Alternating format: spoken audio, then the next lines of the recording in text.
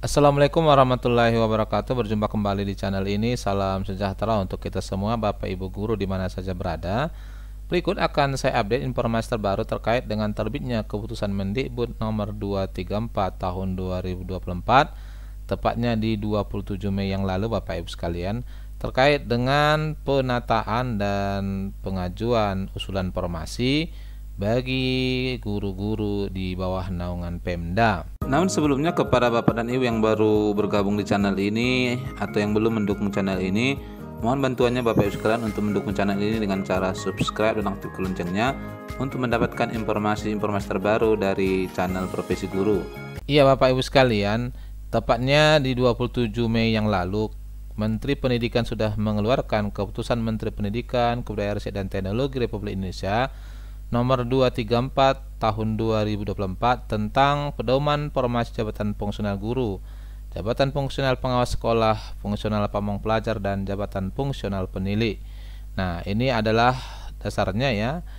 Kemudian latar belakangnya kalau kita lihat di sini, menimbang berdasarkan pasal 47 ayat 2 Permenpan nomor 1 tahun 2023 tentang jabatan fungsional. Salah satu tugas instansi pembina yaitu menyusun pedoman formasi jabatan fungsional. Nah, inilah dasarnya kemudian ditetapkan dan diputuskan ini Bapak Ibu sekalian terkait dengan jabatan fungsional guru. Kita akan bahas di sini adalah khusus guru saja ya. Ditetapkan di 27 Mei 2024. Nah, ini adalah lampirannya, ini yang menjelaskan terkait dengan apa yang saya sampaikan tadi, latar belakang tadi sudah. Nah, di sini Bapak Ibu sekalian, tujuan dari diterbitkannya Kepmen ini adalah satu, menghitung dan menetapkan jumlah formasi jabatan fungsional guru. Kemudian yang kedua, menghitung proyeksi jumlah formasi jabatan guru. Dan yang ketiga, melakukan penataan dan pemerataan pejabat fungsional guru, pejabat fungsional pengawas sekolah, pejabat fungsional pamong pelajar, dan pejabat fungsional penilai.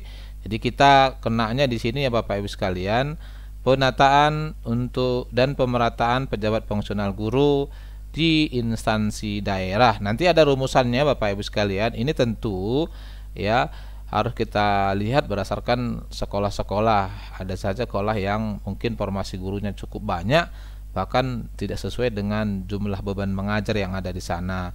Sasarannya adalah pemerintah pusat, pemerintah daerah, pejabat pembina kepegawaian, kemudian guru ya yang bersangkutan gitu ya. Poin utama yang perlu kiranya kita sampaikan di sini adalah terkait dengan ini Bapak Ibu sekalian ya, bahwa pejabat pembina kepegawaian di daerah harus menetapkan formasi dari menteri yang menyelenggarakan urusan pemerintahan di bidang pendaya aparatur negara. Nah, ini ada kaitannya dengan usulan formasi, meliputi ini ya, nanti yang akan disampaikan instansi, jumlah formasi jabatan fungsional guru. Jadi ini baik yang sudah ASN maupun kemudian yang honorernya ya, formasi jabatan fungsional guru, jumlahnya, kemudian budgeting. Nah, ini nanti budgeting ini untuk usulan formasi ya, jumlah peringkat pengangkatan jabatan fungsional guru juga, dan unit kerja penempatan.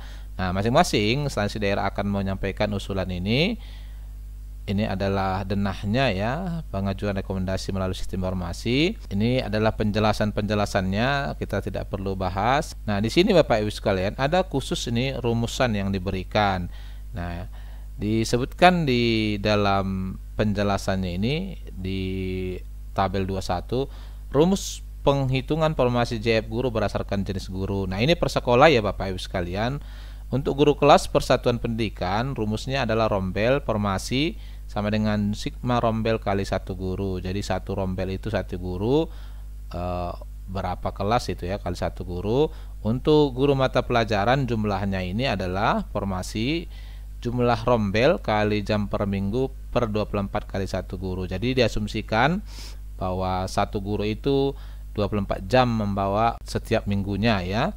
Ini kemudian guru bimbingan, ini adalah formasinya jumlah rombel bimbingan bagi 5 kali satu guru. Artinya di sini satu guru itu minimal membimbing 5 kelas ya. Ini ada catatan-catatannya.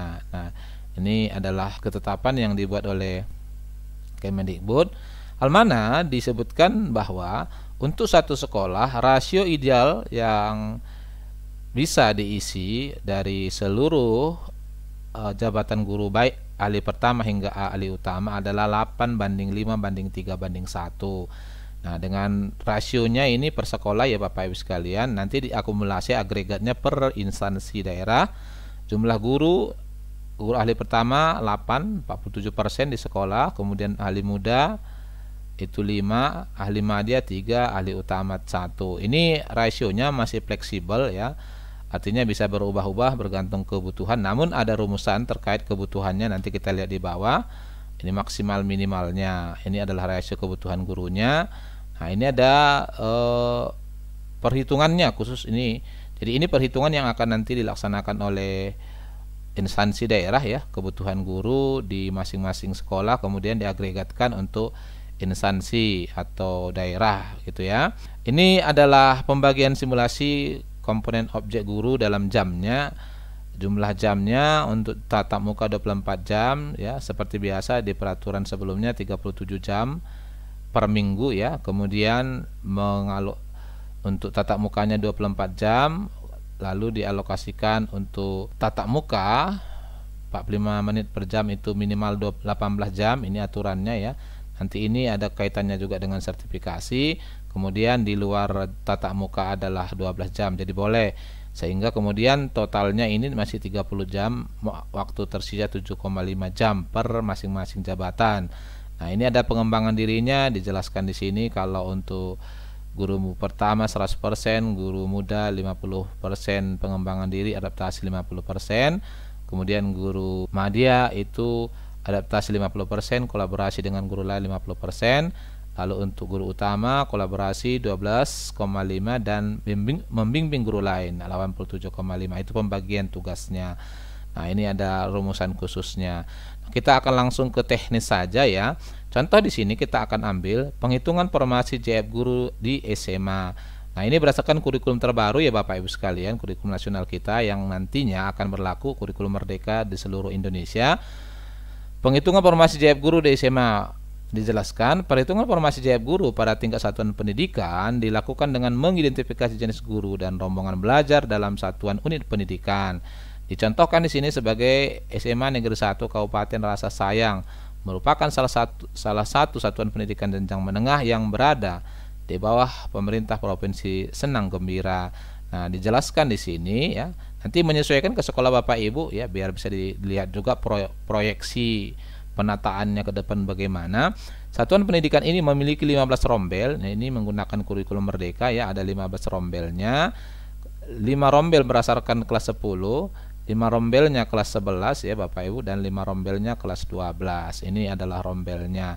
Di mana pada kelas 11 rombelnya ini dibuka untuk 5 rombel fisika, 5 rombel kimia, 5 rombel biologi, 5 rombel sosiologi, 3 rombel ekonomi, 1 rombel geografi, dan 1 rombel bahasa Jerman. Kemudian kelas 12-nya dibuka ini rombelnya ya.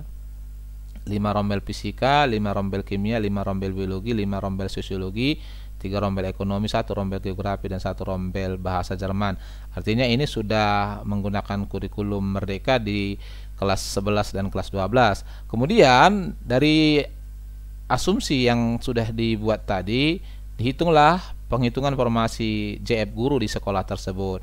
Untuk pendidikan guru agama Islam, jumlah rombelnya adalah 15, tatap muka per minggu 3, maka aplikasi rumusnya adalah 15 kali 3 per 24 jam untuk 1 guru, maka maksimum di sana adalah 2 guru ya, ini 2 guru. Lalu pendidikan agama Kristen yang lain sama, proses penghitungannya sama. Guru PKN ya 15 rombel, 1 minggu 2 jam pembelajaran, maka hanya boleh 1. Bahasa Indonesia ini 15 rombel, 1 kelas atau 1 rombel 4 jam, maksimal 3. Jadi ini masing-masing ada rumusnya. Begitu juga misalnya kalau kita ambil untuk guru sejarah ya, ini yang muncul mata pelajaran sejarah itu hanya di 10 rombel, kemudian alokasi jam 2 jam per minggu, maka rasionya adalah 1 guru.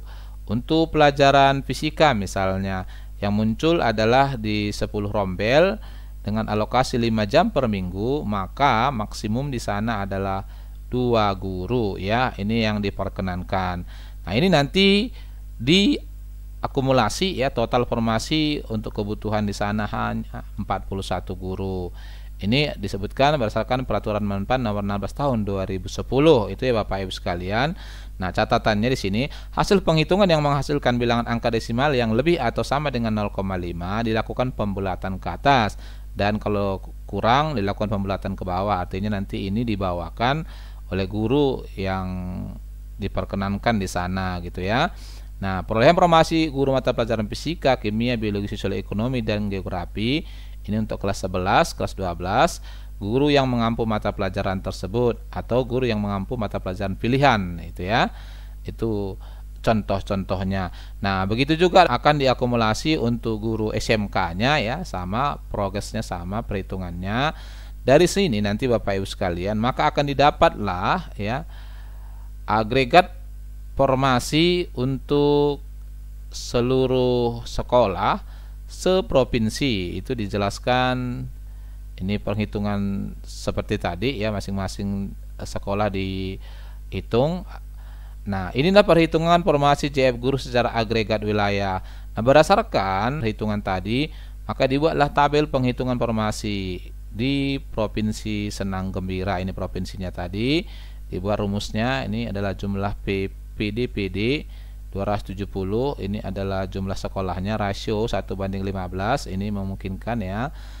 Di sini disebutkan di sini yang digunakan oleh Dinas Pendidikan Provinsi Senang Gembira menggunakan batas minimal ya 1 GPK 15 PDPD. Oke. Kemudian formasi 18, masing-masing nanti dihitung, lalu diakumulasi agregatnya Bapak Ibu sekalian per provinsi seperti ini kondisinya. Maksimal yang diperkenankan misalnya SMA N1 41, 2, 40 dan seterusnya. Sampai kemudian didapat totalnya adalah ini formasi. Nah, dari sini kemudian akan diambil kebijakan pertama terkait juga untuk pengusulan formasi CASN-nya. Jadi ini dampaknya ya Bapak Ibu sekalian, sehingga ke depannya ini bagi sekolah-sekolah yang terbilang gendut, guru-gurunya ada yang berlebih berdasarkan rumusan tadi, itu kemudian akan ditata sesuai dengan latar belakang yang disebutkan di atas tadi. Jadi di dalam pengajuan formasinya ya, berdasarkan agregat wilayah tadi, kemudian dibuatlah rumusan seperti ini ya. Ini adalah akumulasinya. Ahli pertama untuk provinsi adalah 2722, ahli muda 1361 dan seterusnya. Batas maksimalnya diperkenankan ini. Jadi dengan adanya batas maksimal ini tentu tidak boleh nanti melebihi ya. Ini adalah minimal, ini idealnya, ini batas maksimalnya. Nah, dengan adanya ini tentu daerah tidak boleh asal mengusul formasi ya. Sehingga kemudian baik ini untuk Bapak Ibu PNS P3K maupun Bapak Ibu honorer, ini menjadi catatan terkait dengan penempatannya ke depan ya.